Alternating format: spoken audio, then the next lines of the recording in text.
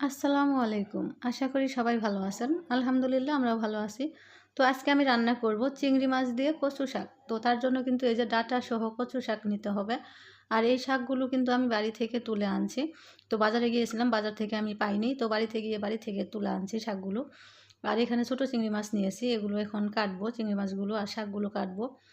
তো যাই হোক কাটা শেষ। এখন আমি চুলায় একটা হাঁড়ি বসিয়ে দিয়েছি। তারপর দিয়ে দিচ্ছি পরিমাণ মতো তেল, পেঁয়াজ কুচি আর কাঁচামরিচ কুচি দিয়ে দিচ্ছি। এগুলো নেড়েচেড়ে ভেজে নিতে হবে। তো প্রায় ভাজা হয়ে গেছে। এখন দিয়ে দিচ্ছি 1.5 টেবিল চামচ পরিমাণ পেঁয়াজ এবং রসুন বাটা। তো মশলাগুলো ভেজে নিতে হবে। দিয়ে দিচ্ছি সামান্য পরিমাণ পানি। পানি দিয়ে মশলাটা কষিয়ে নিতে হবে। তো মশলা কষানো হয়ে গেছে। এখন দিয়ে দিব আমি হলুদের গুঁড়া পরিমাণ মতো। তারপর দিয়ে দিব মরিচের গুঁড়া। দিয়ে দিচ্ছি ধনিয়ার গুঁড়া, জিরার গুঁড়া। এগুলো দিয়ে নেড়েচেড়ে মশলাটা কষিয়ে নিতে হবে। দিয়ে দিচ্ছি পরিমাণ মতো লবণ।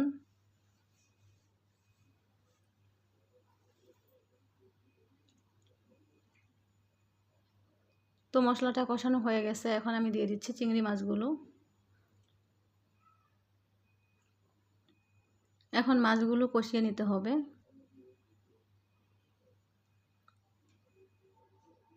চিংড়ি মাছগুলো কষানো হয়ে গেছে। এখন আমি শাকগুলো দিয়ে দিচ্ছি।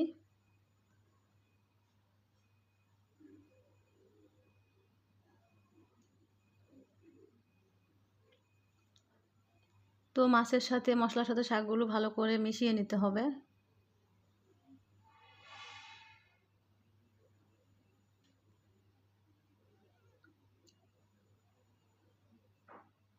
এখন ঢাকনা দিয়ে ঢেকে দিলাম। তো ঢাকনাটা খুলে আমি একটু নেড়েচেড়ে দিব।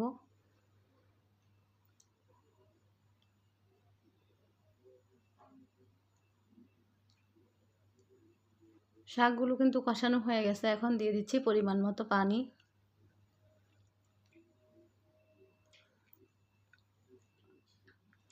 তো নেড়েচেড়ে একটা ঢাকনা দিয়ে ঢেকে দিব।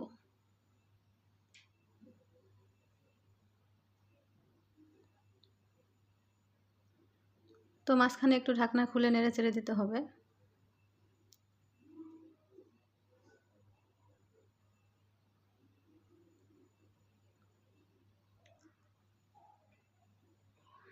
তো আমার কিন্তু কচু শাক রান্না প্রায় হয়ে গেছে, দেখতেই পাচ্ছেন পানিটা শুকিয়ে গেছে।